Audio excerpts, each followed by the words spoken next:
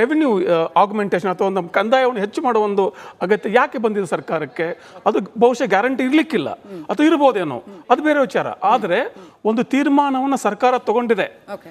ಅದು ಸೆಸ್ ಆಗಿರಲಿ, ಫ್ಯೂಯಲ್ ಮೇಲೆ ಸೆಸ್ ಆಗಲಿ, ಅಥವಾ ಸ್ಟ್ಯಾಂಪ್ ಡ್ಯೂಟಿ ಆಗಲಿ, ಅಥವಾ ಪ್ರತಿಯೊಂದು ಕೂಡ ಹಾಲಾಗಲಿ, ನೀರಾಗಲಿ, ಪ್ರಾಪರ್ಟಿ ಟ್ಯಾಕ್ಸ್ ಆಗಲಿ, ಪ್ರತಿಯೊಂದು ಜಾಸ್ತಿ ಮಾಡಿದ ತೀರ್ಮಾನಗಳನ್ನು ಅಸೆಂಬ್ಲಿಯಲ್ಲೆಲ್ಲ ಜನಸಾಮಾನ್ಯರೆದುರು ಸಮರ್ಥನೆ ಮಾಡಿಕೊಳ್ಳೋದಕ್ಕೆ ಒಬ್ಬ ಕಾಂಗ್ರೆಸ್ ಪ್ರತಿನಿಧಿಯನ್ನು ಕಳಿಸೋದಕ್ಕೆ ಆಗಲಿಲ್ಲ ಇವತ್ತು. ಅಂದ್ರೆ ಅವ್ರು ಎಷ್ಟು ಇದಕ್ಕೆ ಗಿಲ್ಟ್ ಫೀಲಿಂಗ್. ಯಾವುದೇ ಒಂದು ಸರ್ಕಾರಕ್ಕೆ ಟ್ಯಾಕ್ಸ್ ಅನ್ನ, ಬೆಲೆಯನ್ನ ಜಾಸ್ತಿ ಮಾಡೋದಕ್ಕೆ ಯಾಕೆ ಅಗತ್ಯ ಬರ್ತದೆ? 2 ರೀಸನ್ಸ್. ಒಂದು, ರೆವೆನ್ಯೂ ಡೆಫಿಸಿಟ್ ಇರಬಹುದು, ನಿಮ್ಮ ಆದಾಯ ಕಡಿಮೆ ಆಗಿರಬಹುದು, ಅಥವಾ ನೀವು ಆಯಾ ಸಂಸ್ಥೆಗಳನ್ನ, for example KSRTC, for example BESCOM, for example metro, ಇವುಗಳು ನಷ್ಟದಲ್ಲಿದ್ದಾವೆ, ಇವ್ರಿಗೆ ಜಾಸ್ತಿ ಲಾಭ ಬರಿಸಬೇಕು ಅಂತ ಮಾಡೋ ರೀತಿ ಒಂದು. ಎರಡಕ್ಕೂ ಒಂದು ಉತ್ತರ ಹೇಳೋದಾದ್ರೆ, ಇವತ್ತಿನ ಯಾವುದೇ ಒಂದು ಸರ್ಕಾರಿ ಉದ್ಯಮ ಇದೆಯಲ್ಲ, ಅದು ಬೆಸ್ಕಾಮ್ ಆಗಿರಲಿ, KSRTC ಆಗಲಿ, ಯಾವುದೇ ಉದ್ಯಮ ಆಗಿರಲಿ, ಆ ಒಂದು ಸರ್ಕಾರಿ ಉದ್ಯಮದ ಉದ್ದೇಶ ಲಾಭ ಮಾಡಿಕೊಳ್ಳೋದಲ್ಲ. They are there to provide services, affordable services, reasonable services. ಅದ್ರ ಜೊತೆಗೇನೆ ಮಾರ್ಕೆಟ್ ಬ್ಯಾಲೆನ್ಸ್ ಮಾಡುವಂತ ಜವಾಬ್ದಾರಿ ಅವ್ರ ಮೇಲೆ ಇರ್ತದೆ. ಅವರೇ ಜಾಸ್ತಿ ಮಾಡಿಬಿಟ್ರೆ ಇನ್ನು ಉಳಿಕೆಯವರು ಅವರು ಜಾಸ್ತಿ ಮಾಡ್ತಾರೆ. ಆಮೇಲೆ ಈ ಅಷ್ಟಕ್ಕೂ ಮೀರಿ ನಿಮಗೆ ಟ್ಯಾಕ್ಸ್ ಅನ್ನ ಅಥವಾ ಬೆಲೆಯನ್ನ ಜಾಸ್ತಿ ಮಾಡಬೇಕು ಅಂತ ಒಂದು ಅಗತ್ಯ ಕಂಡ್ರೆ there are 2 ways of doing it. ನೀವು ಲಕ್ಸುರಿ ಟ್ಯಾಕ್ಸ್ಗಳನ್ನ ಜಾಸ್ತಿ ಮಾಡ್ತೀರಾ, ಲಕ್ಸುರಿ ಐಟಮ್ ಟ್ಯಾಕ್ಸ್ ಜಾಸ್ತಿ ಮಾಡ್ತೀರಾ, ಅಥವಾ ಜನಸಾಮಾನ್ಯರಿಗೆ ಪ್ರತಿದಿನ ಬೇಕಾಗುವಂತ ದಿನಸಿ ವಿಚಾರಗಳ ಬಗ್ಗೆ ಮೂಲಭೂತ ಅದ್ರ ಟ್ಯಾಕ್ಸ್ ಜಾಸ್ತಿ ಮಾಡ್ತೀರಾ. ಹಾಲು, ನೀರು, ಇದೆಲ್ಲ ಎನರ್ಜಿ, ಫ್ಯೂಯಲ್, ಪೆಟ್ರೋಲ್, ಡೀಸೆಲ್ ಬೆಲೆ ಜಾಸ್ತಿ ಮಾಡಿಬಿಟ್ರೆ ಎಲ್ಲವೂ ಜಾಸ್ತಿ ಆಗಿಬಿಡ್ತದೆ. ಇಷ್ಟು ಕಾಮನ್ ಸೆನ್ಸ್ ಎಲ್ಲ ನಾಯಕರಿಗೂ ಇದ್ದೇ ಇರ್ತದೆ. ನೀವು ಲಕ್ಸುರಿ ಐಟಮ್ಗಳನ್ನ ಟ್ಯಾಕ್ಸ್ ಮಾಡಿದ್ರೆ ಅಥವಾ ಬೆಲೆ ಜಾಸ್ತಿ ಮಾಡಿದ್ರೆ ಜನ ಅಷ್ಟಾಗಿ ಕೇಳಲ್ಲ. ಆದ್ರೆ ನೀವು ಎಸೆನ್ಷಿಯಲ್ ಗೂಡ್ಸ್, ಎಸೆನ್ಷಿಯಲ್ ದಿನವೇ ಬದುಕೋದು, ಅದರಲ್ಲೂ ಕೂಡ ಯಾವ ಸಂದರ್ಭದಲ್ಲಿ ಮಾತಾಡ್ತಿದ್ದೇವೆ ನಾವು ಅಂದ್ರೆ, ಇವತ್ತು ಇಡೀ ಭಾರತ, ಕರ್ನಾಟಕ ಮಾತ್ರ ಅಲ್ಲ, ಬೆಂಗಳೂರು ಮಾತ್ರ ಅಲ್ಲ, ಇಡೀ ಭಾರತದಲ್ಲಿ ಜನರ ಹತ್ರ ಪರ್ಚೇಸಿಂಗ್ ಪವರ್ ಕಡಿಮೆ ಆಗ್ತಾ ಇದೆ, ಆದಾಯ ಕಡಿಮೆ ಇದೆ, ಎಂಪ್ಲಾಯಬಿಲಿಟಿ ಕಡಿಮೆ ಇದೆ. ಅಂತ ಸಂದರ್ಭದಲ್ಲಿ ಹೆಚ್ಚುವರಿ ಏರಿಕೆ ಯಾರು ಮಾಡ್ತೀರಿ? ಯಾರ ಸರ್ಕಾರವನ್ನ, ಮೋದಿ ಸರ್ಕಾರವನ್ನ ಟೀಕೆ ಮಾಡ್ಕೊಂಡು ಬಂದ್ರಿ ನೀವು. ಬೆಲೆ ಜಾಸ್ತಿ ಮಾಡಿದರೆ ಅಂತ ನೀವು ಕಡಿಮೆ ಮಾಡಬೇಕಿತ್ತಲ್ಲ. ಕಂಟಿನ್ಯೂ ಮಾಡೋಣ. ನಮ್ಮ ಜೊತೆ ಸಾಕಷ್ಟು ಜನ ವೀಕ್ಷಕರಿದ್ದಾರೆ, ಆಡಿಯನ್ಸ್ ಇದ್ದಾರೆ, ಜನಸಾಮಾನ್ಯರು ಎಲ್ಲರೂ ಕೂಡ ಇದ್ದಾರೆ. ಅವ್ರ ಹತ್ರ ಕೂಡ ಮಾತಾಡ್ತಾ ಬರೋಣ ಕ್ವಿಕ್ ಆಗಿ. ಏನ್ ಹೇಳೋದು ಬಯಸ್ತೀರಿ? ಕಾಂಗ್ರೆಸ್ ಸರ್ಕಾರ ಪ್ರತಿಯೊಬ್ಬರ ಜನರ ಜೇಬಿಗೆ ಯಾವ ರೀತಿ ಕಿಸೆಯಿಂದ ಕಿತ್ಕೋಬೇಕು ಅಂತಕ್ಕಂಥ ಪ್ರಯತ್ನದಲ್ಲಿ ಬಿಟ್ಟರೆ ಜನರ ಅಭಿವೃದ್ಧಿ ಬಗ್ಗೆ ಆಗಲಿ ಏನು ಕೂಡ ಮಾಡ್ತಾ ಇಲ್ಲ. ಜೊತೆಗೆ ನಮ್ಮ ಎಲ್ಲ ವಕ್ತಾರರುಗಳು ಮಾತಾಡಿದಾಗೆ ಇವತ್ತು ಕಾಂಗ್ರೆಸ್ ಸರ್ಕಾರಕ್ಕೆ ನಾಚಿಕೆ ಆಗಬೇಕು. ಯಾಕೆ ಮೊನ್ನೆ ಬಿದ್ದಂಥ ಒಂದು ದಿವಸ ಮಳೆ ಅರ್ಧ ಗಂಟೆಯಲ್ಲಿ ಇವತ್ತು ಎಷ್ಟು ಅನ್ಲೋಲಕ ನಾವು ವಿಡಿಯೋ ಬೇಕಾದ್ರೆ ತೋರಿಸ್ತೀನಿ, ಅಷ್ಟು ರೀತಿಯಲ್ಲಾಗಿದೆ. ಇವ್ರು ಯಾವುದೇ ಅಭಿವೃದ್ಧಿಯನ್ನು ಮಾಡ್ತಾ ಇಲ್ಲ. ಜನರಿಗೆ ಯಾವ ರೀತಿ ಜನರಿಗೆ ಏನೇನು ತೊಂದರೆನ ಕೊಡಬೇಕು ಆ ರೀತಿ ಅಂತ ಸರ್ಕಾರ ನಡೆಸ್ತಾ ಇದೆ ಅಂತ ಹೇಳಲಿಕ್ಕೆ ಇಷ್ಟಪಡ್ತೀನಿ ಮೇಡಮ್. ಓಕೆ, ಹೌದಾ ಎಲ್ಲರೂ ಹೋಗ್ತೀರಾ? ಹೌದಾ ಮೇಡಮ್, ಈ ಕಾಂಗ್ರೆಸ್ ಸರ್ಕಾರ ಬಂದ 20 ತಿಂಗಳಿಂದ ಪ್ರತಿ ತಿಂಗಳು ಏನಾದರೂ ಒಂದು ಬೆಲೆ ಏರಿಕೆ ಮಾಡ್ತಾ ಇದ್ದಾರೆ. ಈಗ ಸಾಮಾನ್ಯವಾಗಿ ಒಂದು 40 ರೂಪಾಯಿ ಊಟ ಸಿಗ್ತಿತ್ತು ಬೆಂಗಳೂರಲ್ಲಿ, ಈಗ ಅದು 60 ರೂಪಾಯಿ ಆಗಿದೆ. ಕಾಫಿ 10 ರೂಪಾಯಿ ಸಿಗ್ತಿತ್ತು, ಈಗ 20 ರೂಪಾಯಿ ಆಗಿದೆ. ಸಾಮಾನ್ಯ ಬದುಕು ಮೂರಾಮಟ್ಟಿ ಮಾಡಿದ ಕಾಂಗ್ರೆಸ್ ಸರ್ಕಾರ. ಕಾಫಿ ಇನ್ನೂ ಜಾಸ್ತಿ ಆಗುತ್ತೆ ಅಂತ ಅನ್ಸುತ್ತೆ.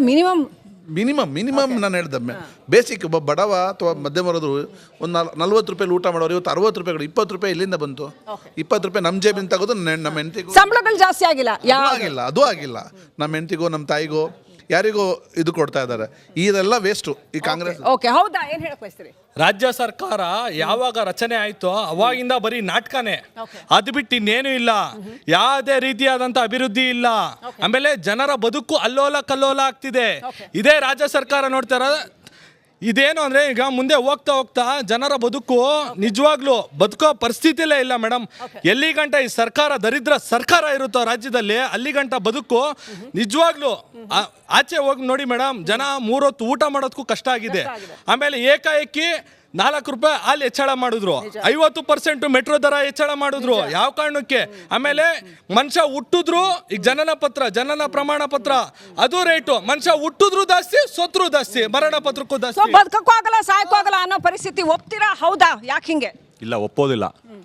ಏಕಪಕ್ಷೀಯವಾಗಿ ರಾಜ್ಯ ಸರ್ಕಾರದಿಂದ ಮಾತ್ರ ಬೆಲೆ ಏರಿಕೆ ಆಗ್ತಿದೆ ಎಂಬಂತ ಧೋರಣೆಗೆ ನನ್ನ ಧಿಕ್ಕಾರ ಇರಲಿ. ಬೆಲೆ ಏರಿಕೆ ಎಲ್ಲ ಕಡೆ ಆಗ್ತಿದೆ. ನೀವು ಆ ಫೋಟೋ ಜೊತೆಗೆ ಈ ಕಡೆ ನಮ್ಮ ಮೋದಿ ಅವ್ರ ಫೋಟೋ ಹಾಕಿದ್ರು ಕೂಡ ನಮಗೆ ಒಂದು ಅರ್ಥದಲ್ಲಿ ತೃಪ್ತಿ ಆಗ್ತಿತ್ತು. ಭಾರತದಲ್ಲಿ 2ನೇ ಹೈಯೆಸ್ಟ್ ತೆರಿಗೆ ಕೊಡ್ತಾರಂತ ಕರ್ನಾಟಕಕ್ಕೆ ಮಾತಾಡ್ತೀವಿ. ದಯವಿಟ್ಟು ನೀವು ಸುಮ್ಮನೆ ಇರ್ರಿ. ದಯವಿಟ್ಟು ನಾನು ಹೇಳೋದು ಒಂದೇ ಮೇಡಮ್, ನಮ್ಮ GST ಕೊಟ್ಟಿದ್ರೆ ನಮ್ಗೆ ಈ ಪರಿಸ್ಥಿತಿ ಬರ್ತಾ ಇರಲಿಲ್ಲ. ಕೇಂದ್ರ ಸರ್ಕಾರ ಕೂಡ ಬೆಲೆ ಏರಿಕೆ ಮಾಡಿದೆ ಅನ್ನೋಂಥದ್ದನ್ನ 4.1% ಇನ್ಫ್ಲೇಷನ್ನು ಕಳೆದ 11 ವರ್ಷದಲ್ಲಿ ಆವರೇಜ್ ಲೆಕ್ಕ ಹಾಕೊಂಡ್ರೆ ಕೇಂದ್ರದ್ದು ಇಡೀ ದೇಶದಲ್ಲಿ 4.1% ಇದೆ. ಓಕೆ UPA 1 and 2 10 ವರ್ಷದಲ್ಲಿ ಆವರೇಜ್ ಇನ್ಫ್ಲೇಷನ್ನು 8.9% ಇತ್ತು. Okay. ಆಯ್ತಾ? ಆಮೇಲೆ GDP growth okay UPA 1 and 2 ನಲ್ಲಿ GDP ಗ್ರೋತ್ ಬಂದು ಓಕೆ 5.2% ಇತ್ತು. GDP ಗ್ರೋತ್ ಕಳೆದ 11 ವರ್ಷದಲ್ಲಿ Okay. 8.3% ಇದೆ. ಅಂದ್ರೆ ಅರ್ಥ ಏನಾಯ್ತು? ಇನ್ಫ್ಲೇಷನ್ನು ಅಂದ್ರೆ ಹಣದುಬ್ಬರ ಏನಿದೆ ಕಡಿಮೆ ಇದ್ದು GDP ಗ್ರೋತ್ ಜಾಸ್ತಿ ಇದ್ರೆ Okay. ನಿಮ್ಗೆ ಎಷ್ಟೇ ಪರ್ಸೆಂಟೇಜ್ ಇರಲಿ, ಇಲ್ಲಿ 14 ಸರ್ ಇದ್ದಾರೆ, ಎಷ್ಟು ಪರ್ಸೆಂಟೇಜ್ ಜಾಸ್ತಿ ಇರುತ್ತೋ ಅಷ್ಟು ಗ್ರೋತ್ ಆಯ್ತು ಅಂತ ಅರ್ಥ. ಓಕೆ ಆಯ್ತಾ? ಡಿಫ್ಲೇಷನ್ ಅಲ್ಲಿ ಬಾರ್ದು. ಡೆವಲಪಿಂಗ್ ಎಕಾನಮೀಸ್ ನಲ್ಲಿ ಇನ್ಫ್ಲೇಷನ್ ಇರಬೇಕು. ಕರ್ನಾಟಕ ರಾಜ್ಯಕ್ಕೆ ಬನ್ನಿ, ಕಳೆದ 22 ತಿಂಗಳು ಇವತ್ತಿಗೆ 22 ತಿಂಗಳಲ್ಲಿ ಕರ್ನಾಟಕದ ಇನ್ಫ್ಲೇಷನ್ ಆವರೇಜ್ ಇನ್ಫ್ಲೇಷನ್ 13.1%. Okay. ಇಡೀ ದೇಶದ ಇನ್ಫ್ಲೇಷನ್ ಇದೇ 22 ತಿಂಗಳಲ್ಲಿ ಆವರೇಜ್ ಇನ್ಫ್ಲೇಷನ್ ಇಸ್ 3.9%. ಅಂದ್ರೆ ಅರ್ಥ ಏನು? Okay. ಕಳೆದ ಈ 22 ತಿಂಗಳಲ್ಲಿ ಇನ್ಫ್ಲೇಷನ್ಗೆ ಆಡ್ ಮಾಡಿರ್ತಕ್ಕಂತಹ ವಸ್ತುಗಳು ಮತ್ತು ರೀಸನ್ಸ್ ಯಾವ್ಯಾವುದು ಅಂತ ಹೇಳಿ. ರೀಸನ್ಸ್ ಯಾವ್ಯಾವುದು ಅಂತಂದ್ರೆ ಡೈರೆಕ್ಟ್ ಆಗಿ ಆಗ್ಲೇ ಎಸೆನ್ಷಿಯಲ್ ಪ್ರಾಡಕ್ಟ್ಸ್ ಅಂತ ಬಸವರಾಜ್ ಸರ್ ಹೇಳ್ತಾ ಇದ್ರು. ಎಸೆನ್ಷಿಯಲ್ ಪ್ರಾಡಕ್ಟ್ಸ್ ಯಾವುದು? ಡೀಸೆಲ್. ಓಕೆ ಪೆಟ್ರೋಲ್ಗಿಂತ ಡೀಸೆಲ್.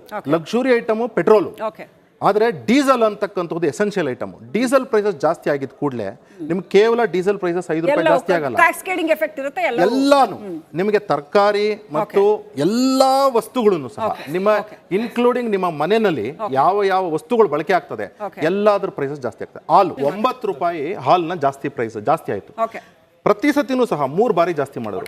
ಪ್ರತಿ ಸತಿನೂ ಏನ್ ಹೇಳಿದ್ರು?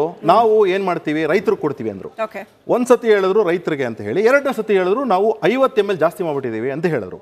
ಈಗ ಏನ್ ಹೇಳಿದ್ರು ಅಂದ್ರೆ ಮತ್ತೆ ರೈತರಿಗೆ ಜಾಸ್ತಿ ಕೊಡ್ತೀವಿ ಅಂದ್ರು. ಹಾವೇರಿನಲ್ಲಿ ನಾವು ನೋಡಿದ್ವಿ, ಹಾಸನಲ್ಲಿ ನೋಡಿದ್ವಿ ಮತ್ತು ಬಾಗಲಕೋಟಲ್ಲಿ ನೋಡಿದ್ವಿ. 6 ಜಿಲ್ಲೆಗಳಲ್ಲಿ ನಾವು ವರದಿಗಳು ತರಿಸ್ಕೊಂಡಿದ್ದೀವಿ.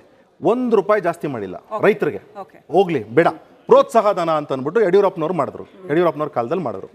ಪ್ರೋತ್ಸಾಹ ಧನ 5 ರೂಪಾಯಿ ಕೊಡಬೇಕಾಗಿತ್ತು. ಈ ಕಳೆದ 22 ತಿಂಗಳಲ್ಲಿ ಎಷ್ಟು ಬಾರಿ ಪ್ರೋತ್ಸಾಹ ಧನನ ಕಂಪ್ಲೀಟ್ ಅಮೌಂಟ್ ಕೊಟ್ಟಿದ್ದಾರೆ? ಒಂದು. ಎರಡನೇದು, ಹಾಲಿಗೆ ರೈತನಿಗೆ ಜೀವನಕ್ಕೆ ಹೆಂಗಾಗಿದೆ ಅಂತ ಹೇಳಿದ್ರೆ, ಈ ಬೇಸಿಗೆಯಲ್ಲಿ ಏನಾಗ್ತದೆ, ಈಲ್ಡ್ ಬರಲ್ಲ. ಆಮೇಲೆ ಅವನಿಗೆ ಕ್ವಾಲಿಟೇಟಿವ್ ಹಾಲ್ ಬರ್ಲಿಕ್ಕೆ ಅವನಿಗೆ ಫೀಡ್ ಸರಿ ಹೋಗಲ್ಲ. ಆಮೇಲೆ ನೀರಿಲ್ಲ.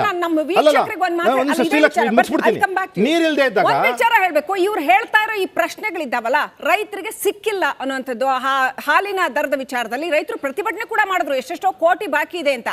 ಸ್ವಾಮಿ, ಯಾಕೆ ಸಿಕ್ಕಿಲ್ಲ ಅಂತ ನಾವು ಕೇಳಕ್ ಹೋಗೋದಾದ್ರೆ ಅದಕ್ಕೆ ಉತ್ತರ ಹೇಳಕ್ಕೆ ಕಾಂಗ್ರೆಸ್ ವಕ್ತಾರರು ಬರಲ್ಲ. ಅದಕ್ಕೆ ಉತ್ತರ ಹೇಳಕ್ಕೆ ಕಾಂಗ್ರೆಸ್ ಮುಖಂಡರು ಸಿಗೋದಿಲ್ಲ. ಹೋಗಿ ಮೈಕ್ ಹಿಡಿದ್ರೆ ಅದಕ್ಕೆ ಉತ್ತರ ಹೇಳದೆ ಎದ್ದು ಹೋಗ್ತಾರೆ. ಸೊ ಎಲ್ಲಿ ಕೊಟ್ಟಿದ್ದೀರಾ ಸ್ವಾಮಿ ನೀವು ಅಂತ ಕೇಳಿದ್ರೆ ಅದಕ್ಕೆ ಉತ್ತರ ಹೇಳಕ್ಕೆ ಕಾಂಗ್ರೆಸ್ನವ್ರು ಇಲ್ಲ, ಇಲ್ಲಿ ಅವ್ರು ಬರಲ್ಲ. Yes please continue. ನೋಡಿ, ಅದ್ರ ಜೊತೆಗೆ ಒಂದು ನೀರು ಸಿಗೋದಿಲ್ಲ, ಮೇವ್ಗೆ ಬರ ಆಗುತ್ತೆ. ಆ ಮೇವ್ ಬರ ಆದಾಗ ಕ್ವಾಲಿಟಿ ಹಾಲ್ ಬರೋದಿಲ್ಲ. ಕ್ವಾಲಿಟಿ ಹಾಲ್ ಬರದೇ ಇದ್ದಾಗ ನೀವು ಪ್ರೋತ್ಸಾಹಧನವನ್ನು ಕೊಡದೇ ಇದ್ದಾಗ ಕನ್ಸ್ಯೂಮರ್ಗೆ ನೀವು ಪ್ರೈಸ್ ಜಾಸ್ತಿ ಮಾಡಿದಾಗ ಆ ವ್ಯಕ್ತಿ ಹಾಲು ಮಾರ್ತಕ್ಕಂತಹ ವ್ಯಕ್ತಿ ಈಗ ಕಳೆದ 22 ತಿಂಗಳಲ್ಲಿ 3500 ರೈತರ ಆತ್ಮಹತ್ಯೆ ಮಾಡ್ಕೊಂಡಿದ್ದಾರೆ. ಅದಕ್ಕೆ ಹೊಣೆ ಯಾರು? ಅದಕ್ಕೆ ಹೋಗ್ಲಿ